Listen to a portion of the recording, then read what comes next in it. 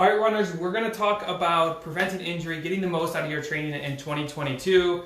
Winston's here with me, probably going to cause some problems, but let's talk about how do you get through a really big training cycle, or you train for your next half marathon and not get in trouble with injuries.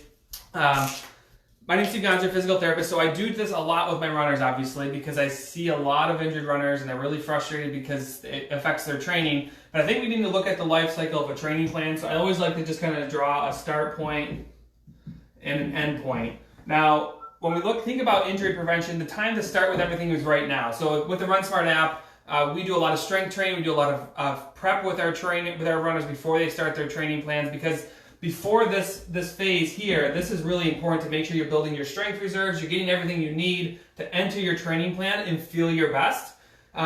And by the way, there is a link to in this post, there's a link to a 2-week trial. So if you want to check it out and see you get all your strength workouts, your training plans, your injury prevention all in one spot, there's a link to do that down below.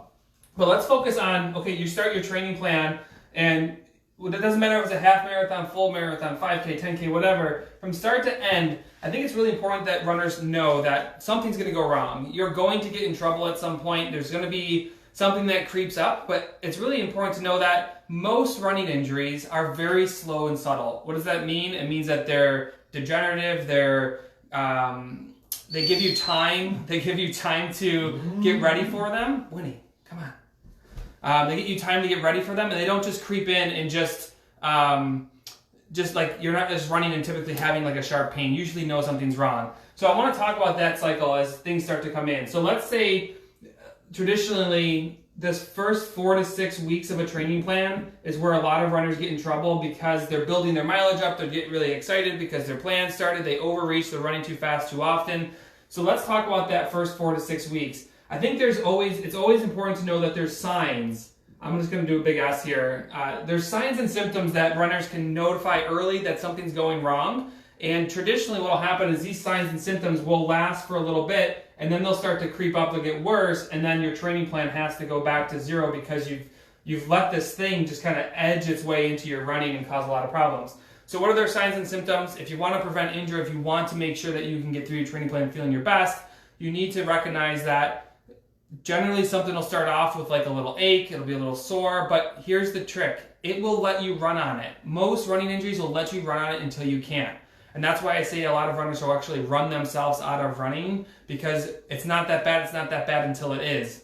So what you want to look for at this early stage is when you have symptoms and it starts to bleed into the rest of your life. So like your knee's a little sore after a run, but it goes away really quick. And like if you wait for nothing to be sore, a lot of runners that I work with over the age of 50 would never run because there's always some soreness. But what you're looking for is, when does it start to bleed into your life? Like you get done with your run and it's aching and throbbing later, you have trouble sleeping. It's not just running anymore, you start to hurt with walking or going up and down a flight of stairs. Like those are red flags all day. Like your function's going down.